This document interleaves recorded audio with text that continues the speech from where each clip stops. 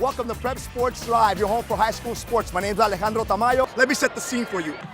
Great kick, Bobby. Hi, everyone. I'm at Oceanside, where a huge contest is taking place tonight between two arch nemesis. The media defensive linemen with a truly inspiring story. I have all those highlights for you coming up. They deserved one last year, so it should be fun to see if they can keep playing at this high a level throughout these playoffs. This is amazing. How often do you hear about an 8th grader committing to a 4-year university? There you have it. Mission Hills comes out on top and goes 8-1 and are now in position to share a piece of the Avocado East League title. Ivy Adair has been an exemplary son, student, and a heck of a role model. Rancho Bernardo is going to miss that young man on and off the field. RBB was 5-34 before you took the helm there, so it's like a phoenix rising. It was only 1 week ago this very same Oceanside team overcame a 30-point deficit to overtake the defending champion East Lake Titans. The Mission Hill Grizzlies had a tough battle against the Helix Highlanders and eventually won, setting up this titanic battle between two prep titans. Who's gonna win?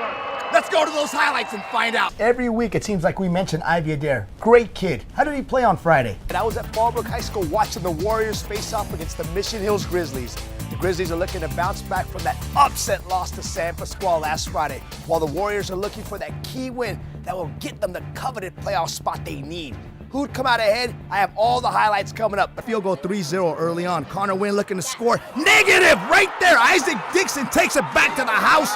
It's all Bam Bam Bailey shedding 1, 2, 3, 4, 5, 6, 7 would-be tacklers from 33 yards out and put San Clemente up 21-3. Bust outside and boom, right there. Nobody home.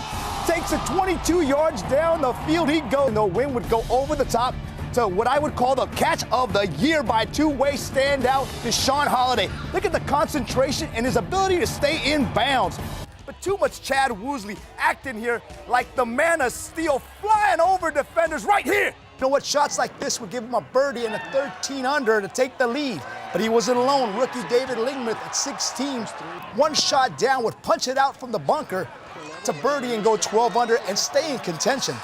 Though the story of the tournament was Sergio Garcia, who would hit into the drink not once, not twice, but 3 times in the last 2 holes, dropping him from the co-leader spot to 9-under.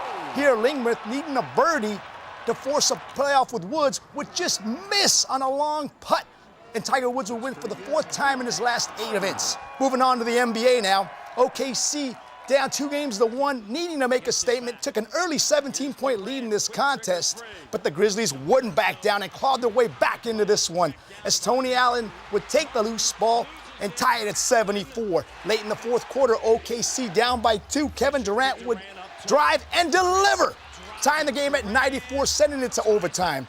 In the overtime period, it was all Grizzlies. Mark Gasol would take it, hit the bucket, and seal it, giving them a huge 3-1 lead in this series. Golden State and San Antonio would battle it out here. Tony Parker and Klay Thompson would duel each other and tie it at 84 here, sending it to overtime. In the overtime period, though, Stephen Curry and the young Warriors were just too much to handle, and they'd even the series at 2.